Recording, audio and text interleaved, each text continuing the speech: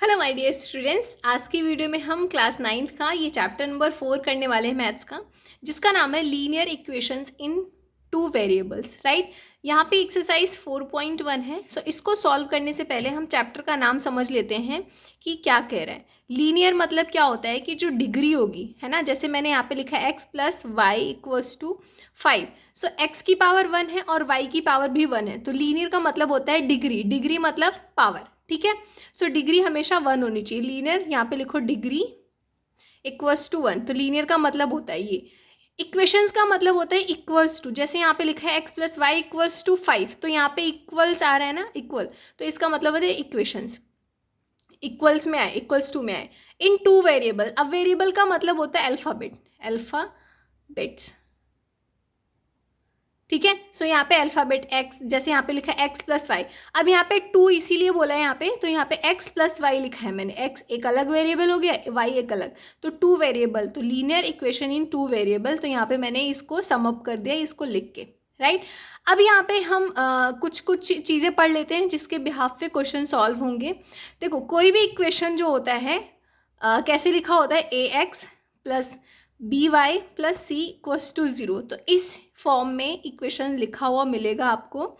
यहाँ पे ये a की वैल्यू, जहाँ पे a इक्वल्स टू एक्स है, b इक्वल्स टू वाई है, c जो होता है वो कांस्टेंट होता है, तो हम c की वैल्यू को अभी कांस्टेंट है तो c की वैल्यू को हम 1 मान लेंगे एंड 0।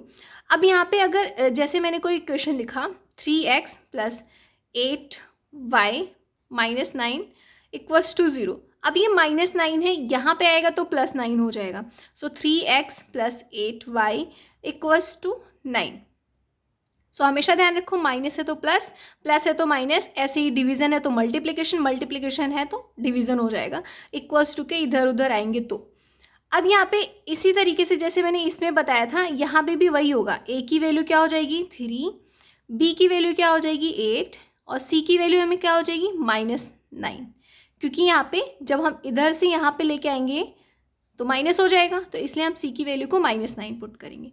इतना क्लियर हुआ। अब इसके बिहाफ पे 4.1 सॉल्व होगा, तो हम पहले 4.1 कर लेते हैं, फिर 4.2 में जो भी चीज़ें होंगी उसको डिस्कस कर लेंगे चैप्टर को सॉल्व करने से पहले, ठीक है। अब यहाँ पे देखो question number 1, the cost of a notebook is twice the cost of a pen. Write a linear equation in two variables to represent this statement. अब यहाँ पे linear equation लिखना है two variables में, जहाँ पे take the cost of a notebook to be x and that of a pen to be y. So पहले हम यही लिख लेते हैं, let the cost of notebook.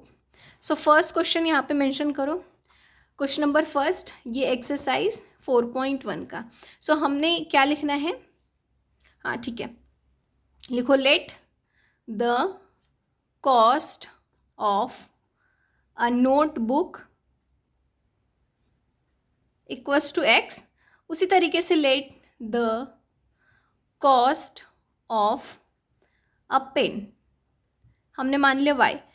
अब इन्होंने बोला है कि जो नोटबुक है ना वो ट्वाइस है द कॉस्ट ऑफ पेन की, मतलब पेन की जितनी कीमत है उसकी डबल नोटबुक की है, तो हम कैसे लिखेंगे x इक्वल्स टू 2y, ठीक है, क्योंकि जो नोटबुक है उसकी कॉस्ट डबल है किसके, पेन के। सो अब जब ये 2y यहाँ आएगा इक्वल्स टू के, तो x माइनस 2y हो जाएगा और बराबर हो जाएगा 0 के। दैट इज द इक्वेशन जो हमने फ्रेम करी।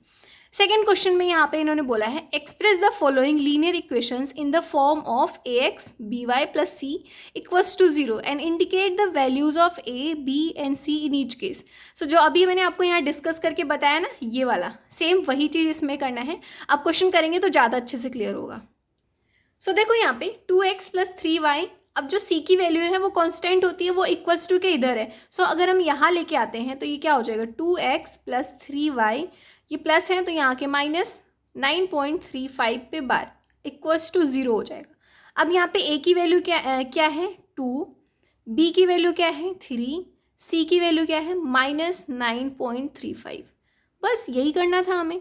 अब यहाँ पे देखो सिंपल इन्होंने लिख ही दिया इक्वल्स टू 0, यहाँ पे कुछ भी इधर उधर नहीं करना है, तो जस्ट हमें क्या, a की वैल्यू क्या है 1, x के साथ 1 है, b की वैल्यू क्या है यहाँ पे -1/5 क्योंकि यहाँ पे ये है, और c की वैल्यू क्या है -10।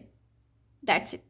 क्वेश्चन नंबर थर्ड है 2x plus 3y equals to 6, तो इसको हम पहले फ्रेम कर लेते हैं। 2x minus 2x plus 3y minus 6 equals to 0। अब a की वैल्यू क्या हो जाएगी -2, b की वैल्यू क्या हो जाएगी यहाँ पे प्लस 3y है तो 3, c की वैल्यू क्या हो जाएगी यहाँ पे -6।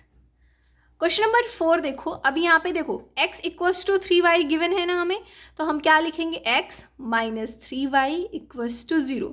यहाँ पे c की वैल्यू गिवन नहीं है तो हम क्या करेंगे, यहाँ पे c को 0 मान लेंगे, तो x minus 3y plus 0 equals to 0, हम c को 0 ही लिख देते हैं, ठीक है।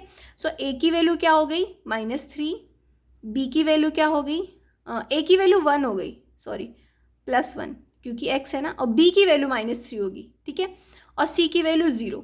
जब भी आपको कोई भी एक टर्म गिवन नहीं है, ठीक है, एक वेरिएबल गिवन नहीं है, तो आप उसको 0 मान लो। अब यहाँ पे 2x इक्वल्स टू -5 है, तो इसमें भी c गायब है, तो 2x -5 इधर आएगा plus 5y plus c equals to 0। c की वैल्यू हम 0 पुट करते हैं, a की वैल्यू हमें 2 मिल गई, b की value 5, c equals to 0, right. यहाँ पे ये माइनस था, इधर आके प्लस हो गया। क्वेश्चन नंबर 6 में क्या है 3x प्लस 2 इक्वल्स टू 0। अब यहाँ पे y गायब है तो हम क्या करेंगे 3x प्लस 0y, ठीक है, हमें y पुट करना पड़ेगा क्योंकि सबकी वैल्यू बतानी ना, a b c की वैल्यू, प्लस 2 इक्वल्स टू 0। जो नंबर है वो तो कांस्टेंट होता है, तो 3x मतलब a की वैल्यू 3 हो गई, b की वैल्यू हमें क्या मिल गई 0, और c की वैल्यू क्या है 2 है। सेकेंड लास्ट क्वेश्चन है y माइनस 2 इक्वल्स टू 0। अब इसमें भी देखो y गिवन है लेकिन x गायब है, तो हम 0x प्लस y माइनस 2 लिख लेंगे। जो भी चीज़ें गिवन नहीं है उसको पुट कर लो। देखो 0x मतलब x की वैल्यू, a की वैल्यू क्या है 0 है, b की वैल्यू क्या है -2 है, सॉरी b की वैल्यू b यहाँ पे है ना 1 है, b की वैल्यू 1 है, और c की वैल्यू क्या है -2, राइट। लास्ट क्वेश्चन है 5 इक्वल्स टू 2x है। अब देखो 2x कांस्टेंट लेकिन यहाँ पे y गायब है, तो हम पहले इसको इधर लेके आएंगे, -2x plus 0y plus 5 equals to 0। तो a की वैल्यू हमें क्या मिल गई -2, b की वैल्यू हमें मिल गई 0, c की वैल्यू हमें मिल गई 5। सो ये था क्वेश्चन नंबर 2।